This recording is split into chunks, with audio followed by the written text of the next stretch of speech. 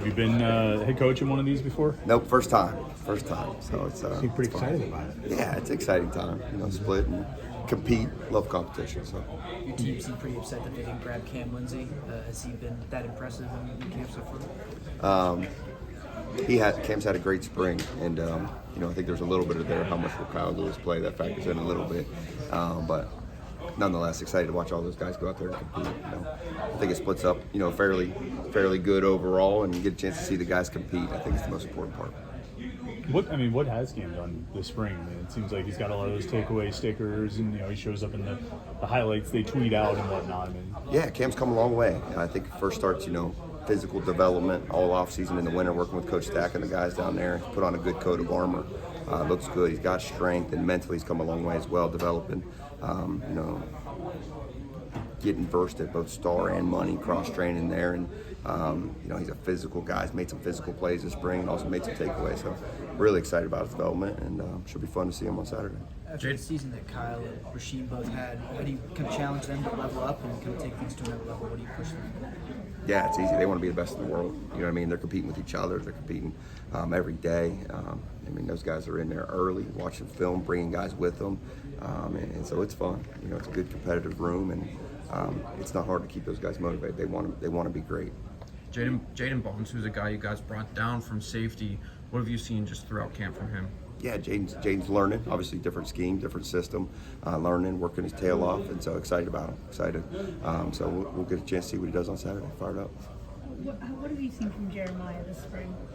Jeremiah's awesome. I mean, he's a next level intense guy. I mean, he brings it. You remember the eat face mentality we talked about before, but he has fun playing the greatest game in the world, and he brings intensity. He brings passion to the game. When an install goes out, what we're implementing scheme-wise the next day, I probably get 10, 15 text messages, which usually leads to a couple calls every evening. Jeremiah was that detailed, wanting to know the ins and outs and everything. So love coaching him, and I'm really excited to see him play. He's competing with Lovelace in the middle, right? He is, and we're going to need both of them. I mean, those guys are going to help us win. They've both proven that this spring. They do a great job leading, making plays, and making each other better. What do you like about the group that your guys drafted today?